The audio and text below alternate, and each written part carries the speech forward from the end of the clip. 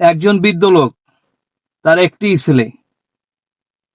লোকটা যখন ছেলেটা বড় হয়ে গেল, সে অনেক বড় হয়েছে, বিয়ে শাদী করছে, তারও বাচ্চা হয়েছে, তারও ছেলে মেয়ে হয়েছে।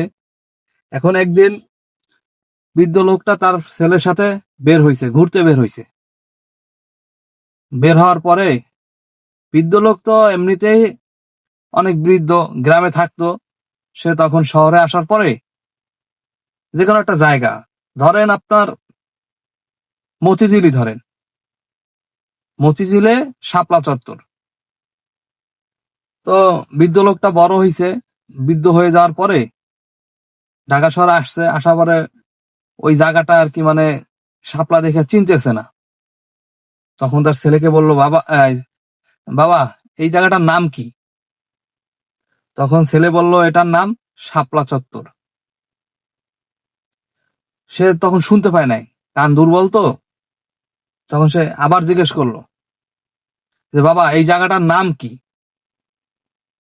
তখন ছেলে রাগ করে বলল, তোমাকে বলছি না বাবা, এটার নাম শাপলা চত্বর। তখন বাবা কষ্ট পেয়ে চোখের পানি ছেড়ে দিল। তখন তার ছেলেকে বলল, বাবা তুমি যখন ছোট ছিলে, তোমার বয়স তখন 3 থেকে 4 বছর কি 5 বছর এরকম হবে, তখন তোমাকে আমি কাঁধে করে নিয়ে ঘুরতাম, কাঁধে কাঁধে করে নিয়ে ঘুরতাম। তখন নদী থেকে নৌকা যাইতেছে, তুমি তখন আমাকে একবার জিজ্ঞেস করলে যে, আব্বু ওইটা কি? তখন আমি বললাম যে, ওইটা নৌকা। তুমি কিছুক্ষণ পর আবার জিজ্ঞেস করলে যে, বাবা ওইটা কি? আমি তখন বললাম, ওইটা নৌকা। তুমি আমাকে ঘুরাইয়া অন্তত 10 বারের বেশি জিজ্ঞেস করছো, আমি তোমাকে ঠিক ওই একই কথাই বলছি বারবার। কিন্তু আজকে আমি ভালো মতন শুনতে পাই না, ভালো মতন দেখতে পাই না, তারপর আমি তোমাকে জিজ্ঞেস করলাম যে, বাবা এই জায়গাটার নাম কি? তুমি একবার বললে, আমি শুনতে পারিনি।